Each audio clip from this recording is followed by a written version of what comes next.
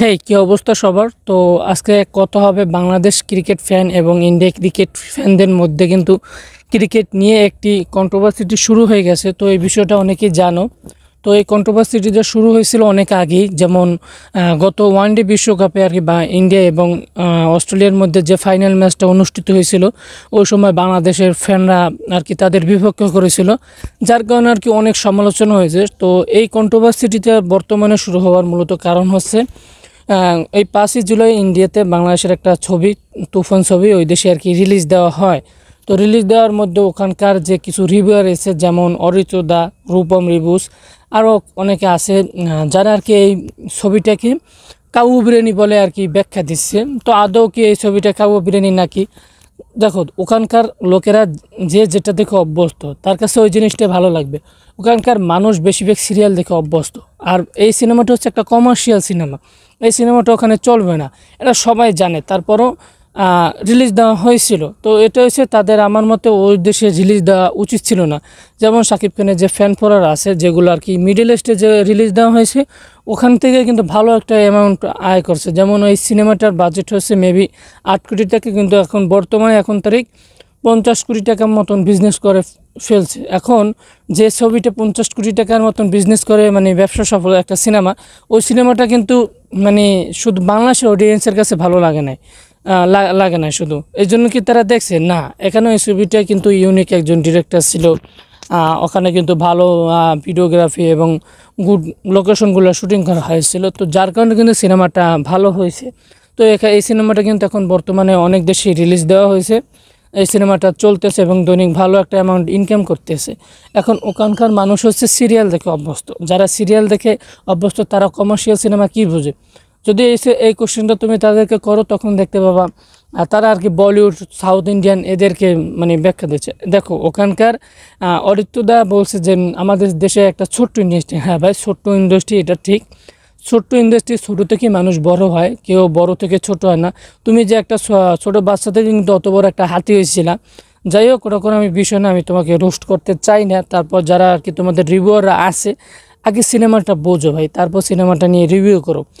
একটা হুটহাট সিনেমাটা না দেখে ভাই কথা বললেই তো আর হবে না। ওখানে কি ব্যাকগ্রাউন্ড মিউজিক, প্রত্যেক সিনেমা যেমন সাউথ ইন্ডিয়ান আর বলিউডের কথা বলছো, সাউথ ইন্ডিয়ান ও বলিউড হলিউডের কিছু জিনিসগুলো কিন্তু কপি করে, সেগুলো যারা আর কি হলিউড সিনেমাগুলো দেখে তারা আর কি জানে।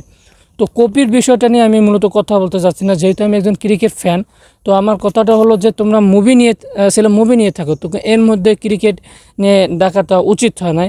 তারপরে এখনকার আমাদের এই যে সিনা ফিরোজ ভাই, উনি আর কি ওই 3টে কুত্তরে ভালো মতন ধুয়ে দিয়েছে। তারপরে আর কি এখন তারা মানে বিভিন্নভাবে দেখা গেছে যারা সাকিবান তারা তাদেরকে আর কি ইচ্ছার মতন যখন আর কি ধুয়েছে, তো এরপর আর কি তারা একটু নরম হয়েছে। দেখো দাদা, তোমাদেরকে মানুষ পছন্দ করে না একটা মূলত কারণ হচ্ছে তোমাদের দেশে যে অ্যাকশনধর্মী সিনেমাগুলো আর কি তৈরি করা হয়, সেই সিনেমাগুলো মূলত হচ্ছে মুসলমানদেরকে কেন্দ্র করে তৈরি করা হয়। যেমন ইন্ডিয়া পাকিস্তান বর্ডার ভিত্তিক ঘটনা নিয়ে তৈরি করা হয়। যেমন এই চলতি বছর যেমন দুইটার মতন সিনেমা রিলিজ দেওয়া হয়েছিল, একটা ঋত্বিক রোশনের ফাইটার আর একটা হচ্ছে বড় মেয়ে ছোটো মেয়ে। তো এগুলোর কিন্তু মূলত কনসেপ্ট হচ্ছে ওই ঘুরিয়ে ফুরিয়ে একই, যে আর কি মুসলমান ধর্মীয় মানুষগুলোকে ছোট করা। তো এই বিষয়গুলো এই জন্য কিন্তু তোমাদের দেশের মানুষগুলোকে আমাদের দেশের মানুষ সব অপছন্দ করে। আবার বিশেষ করে তোমাদের দেশে কিন্তু সিরিয়াল যেগুলো বানায় স্টার জলসা, জি বাংলায়, সেই সব সিরিয়াল কিন্তু দেখার জন্য অখাদ্য একটা জিনিস। সেই সব মনে করো সিরিয়ালগুলো দেখলে হয় কি, তোমরা নিজেরাও জানো যে ওইসব সিনেমাগুলো যখন সিরিয়ালগুলো যখন আর কি মানুষ দেখে, ওইসব সিরিয়ালগুলো দেখতে মানুষ হয় কি সংসারের মধ্যে কীভাবে ঝামেলা অশান্তি সৃষ্টি করে। যাই হোক, এখন কথা বলবে অনেকে আর কি এই ভিডিওটা দেখে আর কি অবশ্যই রিপ্লাই দেওয়ার কথা। তো রিপ্লাই দেবে কি যে বাংলাদেশের নাটক, ভাই বাংলাদেশের নাটকের কথা বললে লাভ নাই। বাংলাদেশের নাটক হয় হিউজ পরিমাণ, অনেক নাটক বের হয় ভাই, প্রতিদিন অনেক নাটক। যেমন এই গত ঈদে অর্থাৎ এই কোরবানিতে প্রায় 280টার মতন ভাই নাটক রিলিজ দেওয়া হয়েছে। তো আমার মতে একটা হিউজ একটা নাটক। আর বছর ছোটো ইন্ডাস্ট্রি, গত বছর বাংলাদেশে প্রায় 54টার মতন মুভি রিলিজ দেওয়া হয়েছে। তাহলে তুমি সেই ইন্ডাস্ট্রিটাকে কীভাবে ছোটো করো? হ্যাঁ, ডে বাই ডে ইমপ্রুভ করতেছে, এখানেও এখন ভালো ভালো কাজ হয়। তো আমার মূলত কথা বলার উদ্দেশ্য হচ্ছে এটাই, যে তুমি মুভি নিয়ে থাকো, মুভি নিয়ে আমি ও বিষয়টা কোনো নাক গলাইতে যাব না। বাট ক্রিকেট ফ্যানদের মধ্যে একটা কন্ট্রোভার্সিটি সৃষ্টি করার করো না। কারণ হচ্ছে যারা বাংলাদেশের পাগলাটে কিছু ক্রিকেট ফ্যান ফলোয়ার আছে তারা কিন্তু তোমাদেরকে একবারে ভালোভাবে ধুয়ে দেবে। আর তোমরা হয়তো সাকিব খানের পিছনে লাগবে না ভাই, কারণ হচ্ছে তার কিছু সাকিবিয়ান ফ্যান আছে, তারা কিন্তু তোমাদেরকে ইচ্ছা রকমের ধুয়ে দেবে। তো তোমার ভালো লাগে না ভাই, তুমি দেখো না, কিন্তু এটার এইটা খারাপ, এটার এইটা খারাপ। ভাই ভাই তুমি কি সবসময় মানুষ কি 100% হয়?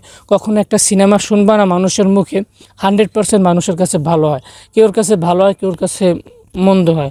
তো অতএব তুমি ক্রিকেট ফ্যানদের মধ্যে অশান্তি সৃষ্টি করো না।